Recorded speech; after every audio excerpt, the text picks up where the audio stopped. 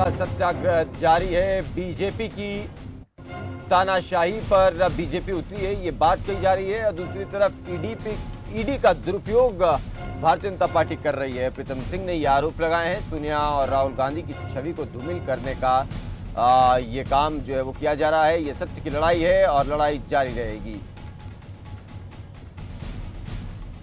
इस तरीके से कांग्रेस पार्टी का ये सत्याग्रह जो वो जारी है। लगातार प्रदर्शन पर कांग्रेस पार्टी के लोग उतरे हुए हैं।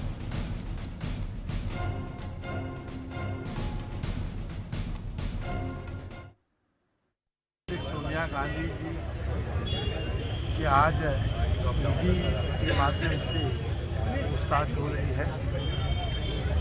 कांग्रेस इसका कड़े शब्दों में विरोध करती है, निंदा करती है। देश के अंदर जिस तरीके से सत्ता में बैठे हुए लोग लोकतंत्र पर प्रहार कर रहे हैं, विपक्ष की आवाज़ को दबाने का प्रयास कर रहे हैं, उसके विरोध में पूरे देश के अंदर लोगों में आक्रोश है और वो सत्याग्रह के माध्यम से अपनी आवाज़ को बुलंद करने का काम कर रहे हैं। ईडी जिस केस में पूछताछ कर रही है, पूर्व में जो है उस पर क्लीन चिट दी गई है, लेकिन सोनिया जी, राहुल जी और कांग्रेस की आवाज़ लगातार सरकार के विरोध में उठ रही। भाजपा का जो अपने विपक्ष की आवाज़ को दबाने का प्रयास है, राहुल जी और सोनिया जी को ईडी की इस पर बुला के बार बार परेशान करने का, ये चाहते हैं कि देश में इनके खिलाफ कोई आवाज़ ना उठे।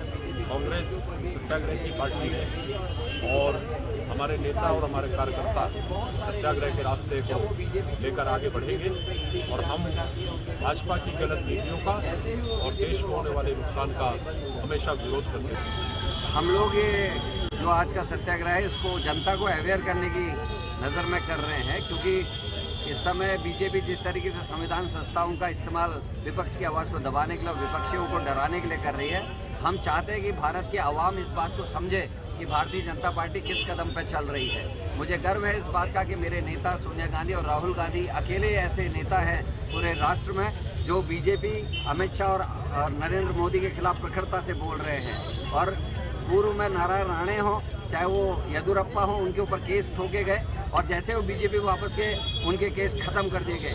आज अखिलेश दास हो, मायावती हो, चाहे वो बंगाल की हमारी बहन हो, वो सारे के सारे कुछ महीनों से चुप बैठ गए हैं। केवल राहुल गांधी और सोनिया गांधी जी अमित शाह और मोदी के खिलाफ बोल रहे हैं। इसलिए एक मृत केस को दोबारा पुनर्जीवित करके जिस तरीके से ईडी में उनको प्रताड़ित करने की कोशिश करी जा रही है, हम भारत की संपूर्ण जनता को उसके लिए जागरूक करना चाहते हैं कि भारतीय जनता पार्टी लोकतंत्र की हत्या करने पर उतारू है। कैलाश जोशी हमारे साथ जुड़े हुए हैं, हमारे सहयोगी ज़्यादा जानकारी दे रहे हैं। कैलाश, बताएं, अब कांग्रेस पार्टी लगातार सत्याग्रह पर उतरी है और किस तरीके से चीज़ें अब आगे हो रही हैं और कैसे जो राजनीति इस पूरे मसले पर हो रही है।